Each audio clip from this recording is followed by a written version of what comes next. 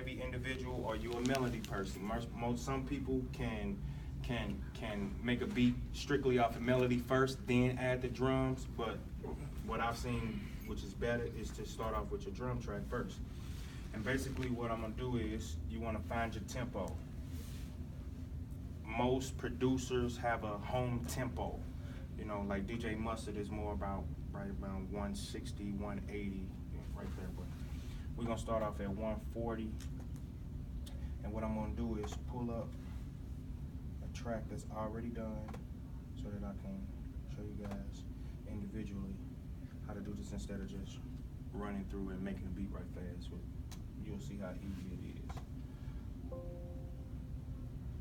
No.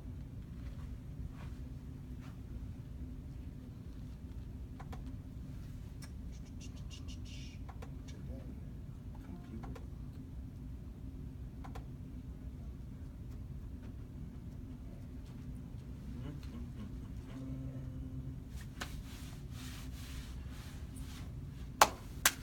All right, here we go. Boom. All right, so right here, what we're gonna start off with, if you're a melody person, so I'm gonna start the melody first, where the tempo at 140. I got my melody here. Wish I had some big speakers to this beat. All right, so here's my loop measure right there. You'll start that off. I'm gonna stop it, and I'm gonna go to the next one, which will be. Now here's your drum pattern right here. So your drum pattern, you can just go through, have the metronome playing, and pick and start your beat up right there. Then what I usually do is I click on the beat, go over to this arrow right here.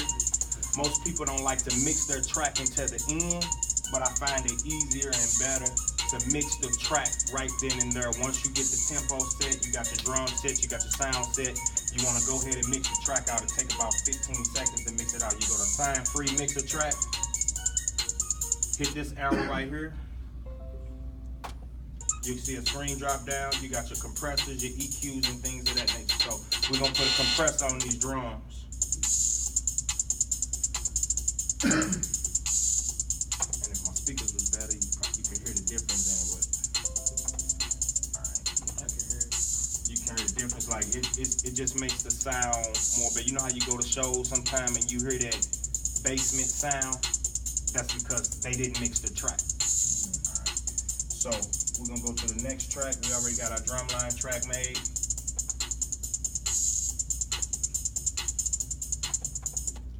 And we will hit here. And this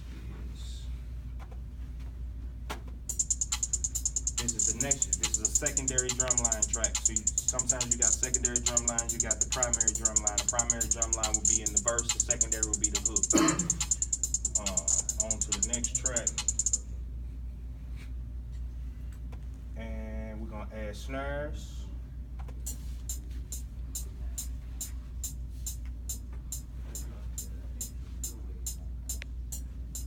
You're at 6 minutes. All right, I'm almost done. Then we got a tambourine, and now I'm gonna go to the song method where you lay it out, and I'm gonna show you a finished product. This is the finished product. Once you're done, every track is laid individual. This is the hook. If you count the bars 5 to 17, that's a 8-bar hook. You have your drop into the verse, which is getting ready to go into the verse right now. And that's basically how you're supposed to be. It's not that hard. You can do everything I just said. You can do everything as long as you put a compressor on the track, you are good. Then you go up here to File, Export, and you can click Wave File, save your track under whatever name it is you're gonna save it up under.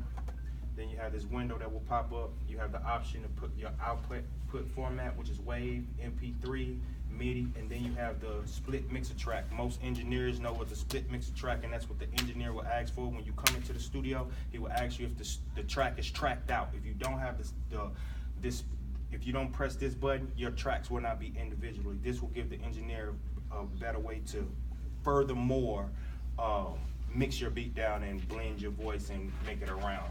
And then after that, start, and that's it. Any questions?